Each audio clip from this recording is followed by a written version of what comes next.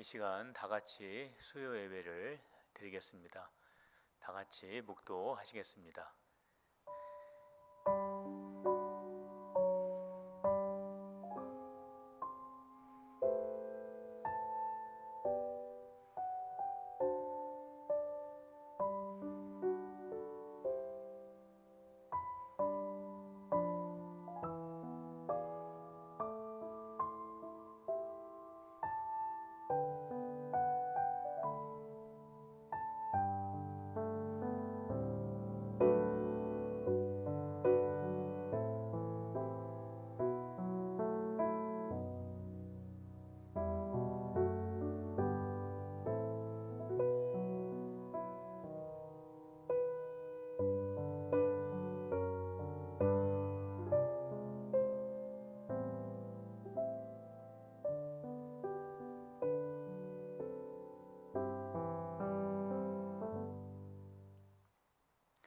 하나님 아버지 감사합니다. 2020년도 마지막 달을 살아가면서 주님을 간절히 의지하게 하시고 주님이 주시는 지혜로 마무리할 수 있도록 은혜를 내려 주옵소서. 이 시간 주님의 말씀을 들을 때 주의 음성을 듣게 하시고 말씀에 순종하게 하여 주옵소서. 예수님의 이름으로 기도하옵나이다.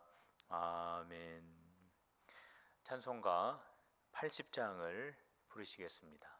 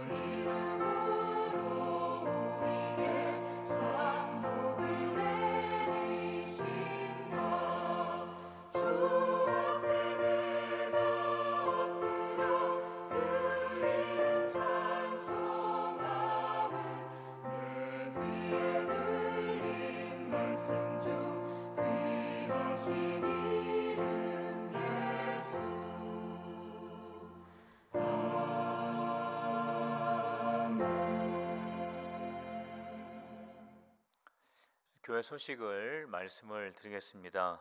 제10회 사무총회가 돌아오는 주일날 오전 예배 후에 대예배시에서 있겠습니다.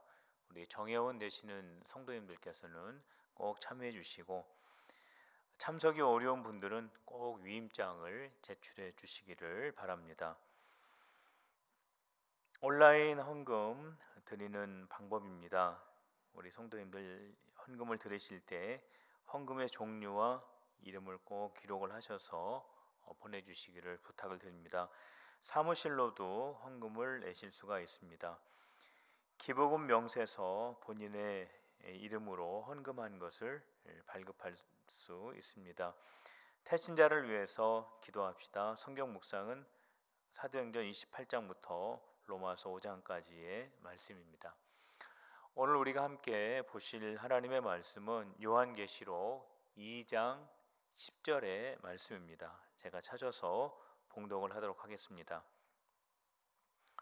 너는 장차 받을 고난을 두려워하지 말라. 볼지어다 마귀가 장차 너희 가운데에 몇 사람을 오게 던져 시험을 받게 하리니 너희가 10일 동안 환난을 받으리라. 내가 죽도록 충성하라. 그리하면 내가 생명의 관을 내게 주리라. 아멘. 요한계시록 2장의 말씀을 보면은 서아시아의 7교회를 향하여 예수님께서 주시는 말씀이 시작이 되어 있습니다. 오늘은 서머나 교회를 향하여 주시는 예수님의 말씀을 함께 나누도록 하겠습니다. 8절 말씀에 보면은 서머나 교회를 향하여 주시는 말씀이 시작이 되는데 이 말씀에 보면 서머나 교회의 사자에게 편지하라 이렇게 기록이 되어 있습니다. 여기 사자, 이 사자는 성경 원문에 보면은 앙겔로스라고 되어 있습니다. 이 앙겔로스는 천사라는 뜻이죠. 그러니까 이것을 직역을 하면 있는 그대로 번역을 하면 서머나 교회의 천사에게 편지하라 그렇게 번역이 될 수 있지만 이것은 무슨 뜻이냐면 서머나 교회에 편지하라 라고 하는 말과 동일한 뜻이 되는 것입니다. 이 서머나라고 하는 이 말의 뜻이 있습니다. 몰약인데 이 몰약이라고 하는 이 나무에서 나오는 향이 너무나 좋기 때문에 예수님께서 탄생하셨을 때 동방의 박사들이 선물을 드린 것 중에 하나가 바로 몰약입니다. 이 몰약은 찌으면 찌을수록 진 누르면 진 누를수록 더 좋은 향기가 나는 것이 특징입니다. 서기 100년부터 기독교가 공인이 되었던 313년까지 한 200년 동안 서머나교회는 말할 수 없는 핍박과 환난을 견디어냈는데 바로 이러한 교회에 잘 어울리는 이름이 바로 서머나 교회입니다. 서머나의 위치는 터키 서쪽에 위치해 있는데 에게해의 항구 도시가 바로 서머나입니다. 현재 그 서머나를 이즈미르라고 불리고 있죠. 이 이즈미르는요 터키에서 세 번째로 큰 도시입니다. 인구가 300만 명에 이르게 됩니다. 그리고 두 번째로 큰 도시가 터키의 수도인 앙카라입니다. 400만 명의 인구를 가지고 있고요. 그리고 가장 큰 도시가 이스탄불인데 1200만 명의 인구가 살아가고 있습니다. 과거나 현재나 이 서머나 이 이즈미르라고 하는 이 도시는 굉장히 큰 항구 도시로서 그 당시에 정치, 경제, 문화, 사회 여러 면에 있어서 부족할 것이 없는 그런 도시가 바로 서머나 현재의 이즈미르입니다. 이 서머나 교회는 소아시아 교회 중에서 7교회 중에서 예수님에게 칭찬을 받았던 교회가 두 교회가 있었는데 그 한 교회가 빌라델피아 교회이고 그리고 서머나 교회입니다. 서머나 교회에 유명한 그러한 사건이 있죠. 그것은 바로 서머나 교회의 감독이었던 폴리캅 감독이 순교를 당한 사실입니다. 이 폴리캅 감독은 사도 요한의 제자였는데 이 폴리캅 감독의 순교한 것을 기념하기 위해서 지금도 이즈미르 도시 한복판에 폴리캅 순교 교회가 세워져 있습니다. 서머나 교회를 향하여 주님께서 주신 말씀 8절 말씀에 보면 예수님이 어떠한 분인가를 또 소개하고 있는데, 예수님은 처음과 나중이 되시는 분이시다. 그리고 죽음에서 다시 살아나신 분이시다 라고 기록이 되어 있습니다. 예수님이 처음과 나중이 되신다라고 하는 것은 이 세상이 예수님으로 인하여 창조가 되었다. 그리고 이 세상의 마지막은 예수님으로 말미암아 맞춰지게 될 것이다 라고 하는 그것을 담고 있습니다. 그러니까 이 세상의 주인이 예수님이시고, 이 세상을 주관하시는 분이 예수님이시고, 이 세상의 왕이 예수님이시다라고 하는 것을 담고 있는 내용이죠. 그리고 예수님께서는 죽음 가운데서 다시 살아나셨다라고 하는 이 말씀은 우리 예수님이 이 세상의 주관자이실 뿐만이 아니라 모든 만물의 생명의 주인이시다라고 하는 의미도 이 안에 담겨져 있습니다. 세상 모든 만물의 주인이시고 모든 생명의 주관자이신 예수님이 하나님이시다라고 하는 것을 여기에서 강조하고 있는 것입니다. 서머나라고 하는 이 도시는 대도시였습니다. 부족할 것이 없는 풍족한 것을 자랑하는 그러한 도시였습니다. 정치, 경제, 문화, 사회, 교육 말할 것도 없이 자랑할 것이 참 많은 도시였는데, 그 속에서 살아가고 있었던 성도들은 너무나 궁핍한 삶을 살고 있었습니다. 오늘 9절 말씀에 보면 예수님께서 이런 말씀을 하십니다. 나는 서머나 교회의 환난과 궁핍을 알고 있다라는 그런 말씀이 있죠. 이것은 성도들이 아주 궁핍한 삶을 살고 있었다라고 하는 것을 우리에게 가르쳐주고 있는 말씀입니다. 그렇게 부족할 것이 없는 풍족한 서머나라고 하는 이 대도시 속에서 왜 유독 성도들만이 이렇게 궁핍한 삶을 살았을까요? 그 이유는 그들이 예수님을 믿는다라고 하는 이유 하나 때문이었습니다. 그들은 예수님을 믿었기 때문에 서머나 안에서 살고 있는 많은 사람들이 누리고 있었던 그러한 혜택에서 배제가 되었습니다. 배제가 되었을 뿐만이 아니라 성도들 가지고 있었던 소유도 빼앗겼습니다. 심지어는 그들의 생명까지도 빼앗기며 핍박을 받고 박해를 받으며 성도들은 그 속에서 살아갔던 것입니다. 예수님을 믿는다라고 하는 그 이유 하나 때문에 성도들은 이러한 모든 박해와 차별을 다 감수했던 것입니다. 이렇게 성도들이 말로 다 형용할 수 없는 많은 고통 가운데 살고 있었는데, 우리 예수님께서는 이 성도들의 모든 상황을 알고 계신다라고 말씀하시면서 성도들은 실상이 궁핍한 자가 아니라 부유한 자다라는 말씀을 하셨습니다. 부유한 자는 서머나 속에서 많은 혜택을 누리면서 살아가고 있는 그 사람들, 바로 그 사람들이 부유한 사람이고, 예수님을 믿는다라고 하는 것 때문에 여러 가지 혜택에서 제외된 사람들은 궁핍한 사람들입니다. 그런데 예수님께서는 정반대로 말씀하고 계시는 것입니다. 성도들은 그 대도시 속에서 조롱을 받고 살아가고 있습니다. 경제적인 혜택은 전혀 받지 못하고 있습니다. 감옥에 붙들려 가고 맹수의 밥이 되면서 아주 비참한 모습으로 죽어가고 있었던 그 성도들을 향해서 예수님께서 왜 성도들이 부유한 사람이라고 말씀하셨을까요? 그 이유는 성도들의 마음속에 예수님을 소유하고 있었기 때문입니다.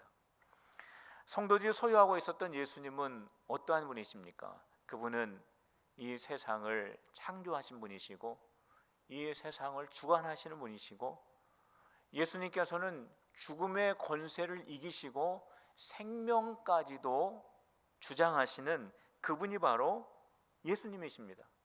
예수님은 하나님이십니다. 전능하신 분이십니다. 못할 것이 없으신 분이십니다. 만왕의 왕이십니다. 바로 이러한 예수님을 서문학교의 성도들의 마음속에 품고 있었기 때문에 예수님께서는 궁핍한 삶을 살아가고 있는 성도들 향해서 너희들이야말로 진정한 부유한 자다라고 말씀을 한 것입니다. 사도 바울도 일찍이 이 사실을 깨달아서 이러한 고백을 했습니다. 우리가 이 보배를 질그릇에 가졌으니 이는 심히 큰 능력은 하나님에게 있고 우리에게 있지 아니함을 알게 하려 함이라 말씀하고 있습니다.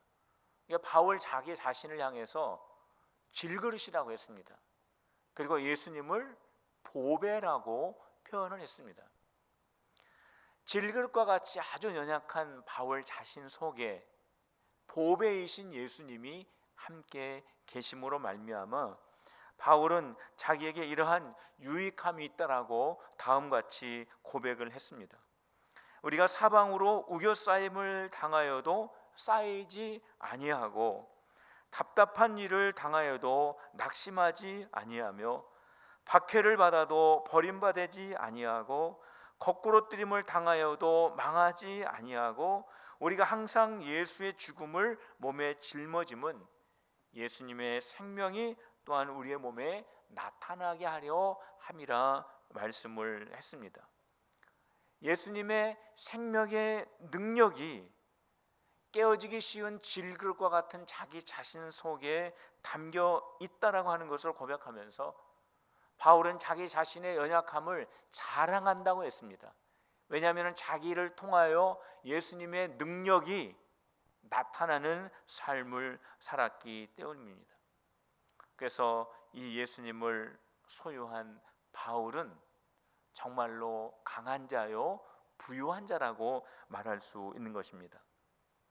성도 여러분, 모든 것을 우리가 잃어버린다고 할지라도 예수님을 소유하면 모든 것을 얻은 것이고 우리가 모든 것을 얻었다고 할지라도 예수님 한 분을 잃어버리면 모든 것을 잃어버린 것입니다.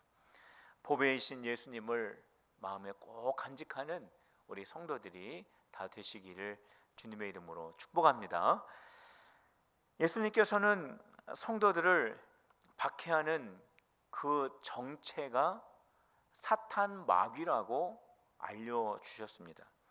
9절 말씀에 보면 실상은 유대인이 아니요 사탄의 회당이라 라는 그런 말씀이 있습니다.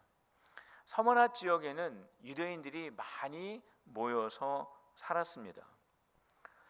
기독교를 믿는 그 교회 공동체를 핍박하는 로마 정부와 함께 유대인들도 예수님을 믿는 성도들을 핍박하고 박해하는데 가세를 더했습니다. 예수님께서는 성도들에게 그들이 유대인들이라고 말은 하지만 그들의 정체는 사탄 마귀라고 알려주신 것입니다. 그들은 사탄을 중심으로 모인 사람들이고 사탄의 조종을 받는 사람들이고 사탄에게 이용을 받으면서 사탄의 앞잡이 노릇을 하는 사람이라고 말씀했습니다. 그들은 사탄의 일을 하는 사람이라고 언급을 하셨습니다. 그들이 성도들을 핍박하고 박해하는 것은 성도들 안에 있는 예수님을 대적하는 것이고 그 이방 지역에 하나님의 나라를 확장해 가면서 많은 영혼들을 구원해 내시려고 하는 하나님의 구원 계획을 방해하는 것이었습니다. 이것이 바로 사탄의 일이었습니다. 성도 여러분, 사탄의 목적은 성도들을 다시 타락시키는 것입니다. 성도들이 하나님을 부인하게 만들고 신앙생활에서 떠나게 만들고 예배 생활하지 못하게 하고 하나님 의지하지 못하게 하고 하나님 잃어버리게 하고 하나님 바라보지 못하게 해서 하나님으로부터 분리되어 다시 사탄의 소유가 되도록 하는 것이 사탄의 일이고 목적인 것입니다. 성도 여러분, 지금 우리가 예배를 드리지 못하고 있습니다. 코로나 때문에 우리가 예배를 드리지 못하고 있습니다. 코로나에 감염되지 않도록 하기 위해서 우리가 예배를 중단하며 예방을 하고 있는 것입니다. 근데 성도 여러분, 가만히 생각해 보실 바랍니다. 바로 이러한 때에 사탄이 하나님을 예배하는 성도들을 가만히 내버려 두겠습니까? 사탄에게는 얼마나 성도들을 흔들 수 있는 좋은 기회인지 모릅니다. 이러한 때에 사탄은 성도들을 유혹해서 예배를 소홀하게 생각하고 예배를 그냥 넘어갈 수 있도록 유혹하고 예배와 상관이 없이 생활하도록 끊임없이 유혹하기에 좋은 그러한 기회를 지금 만난 것입니다. 2000년 전 서문학교의 성도들이 사탄의 핍박을 받아서 그들의 신앙을 무너뜨리려고 했던 것과 같이 지금 2020년도 사탄은 우리 성도들의 마음속에 편안함과 나태함의 유혹으로 우리에게 찾아오면서 우리의 신앙을 무너뜨리려고 하고 있는 것입니다. 성도 여러분, 서문학교회가 박해와 핍박으로 인하여 사탄이 그들의 신앙을 빼앗았던 것이 환난의 시기라면 지금도 편안함으로 우리의 신앙을 빼앗으려 하는 사탄의 그 공격도 우리가 받고 있기 때문에 우리도 동일하게 환난의 시대를 맞이하고 있다라고 우리는 기억을 해야 하는 것입니다. 우리 예수님께서는 사탄으로부터 우리의 신앙을 지키기 위한 방법을 우리에게 말씀해 주시고 있는데 10절에 말씀하고 있습니다. 죽도록 충성하라, 그리하면 생명의 관을 주시겠다라고 말씀하셨습니다.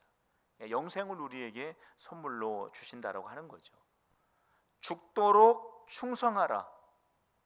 죽도록 충성하라, 이 말은 우리의 생명에 다하는 순간까지 믿음을 지켜라 라는 그러한 뜻입니다. 믿음을 빼앗기지 말라라고 하는 뜻입니다. 서문학교회의 감독이었던 폴리캅은 86세의 나이에 예수님을 믿는다라고 하는 이유 때문에 화형에 처해지게 되었습니다. 화형을 집행하였던 스타티우스는 총독이었는데 폴리캅의 친구였습니다. 친구를 너무나 안타깝게 여겼던 스타티우스는 폴리캅에게 이야기합니다. 예수님을 모른다고 한 번만 말하면 내가 너를 살려줄 수도 있겠다 라는 그 말을 했을 때 폴리캅 감독이 이란 말을 했죠. 내가 평생을 사는 동안 예수님을 나를 한 번도 외면하신 적이 없는데 내가 어떻게 예수님을 모른다고 할 수 있겠느냐 라고 하면서 폴리캅 감독은 화형의 처형장으로 들어가게 되었습니다. 끝까지 믿음을 지킨 것입니다. 죽도록 충성한 것입니다. 성도 여러분, 죽도록 충성하는, 끝까지 믿음을 지키는 믿음의 성도들이 다 되시기를 주님의 이름으로 축복합니다. 다 같이 기도하시겠습니다. 하나님 아버지, 내 자신과 사람들에게 부요함을 인정받는 것이 아니라 예수님에게 인정받는 저희들이 되게 하여 주옵소서.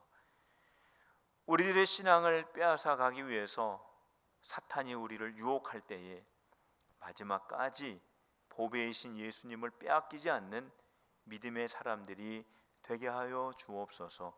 예수님의 이름으로 기도하옵나이다. 아멘. 다 같이 85장을 부르시겠습니다.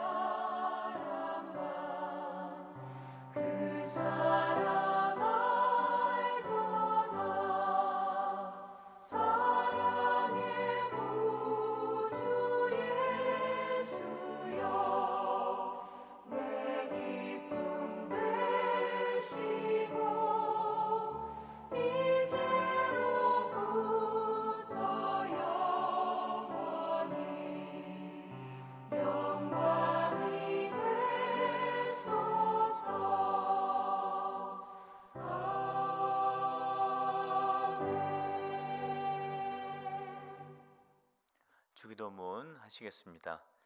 하늘에 계신 우리 아버지, 아버지의 이름을 거룩하게 하시며 아버지의 나라가 오게 하시며 아버지의 뜻이 하늘에서와 같이 땅에서도 이루어지게 하소서. 오늘 우리에게 일용할 양식을 주시고 우리가 우리에게 잘못한 사람을 용서하여 준 것 같이 우리 죄를 용서하여 주시고 우리를 시험에 빠지지 않게 하시고 악에서 구하소서. 나라와 권능과 영광이 영원히 아버지의 것입니다. 아멘.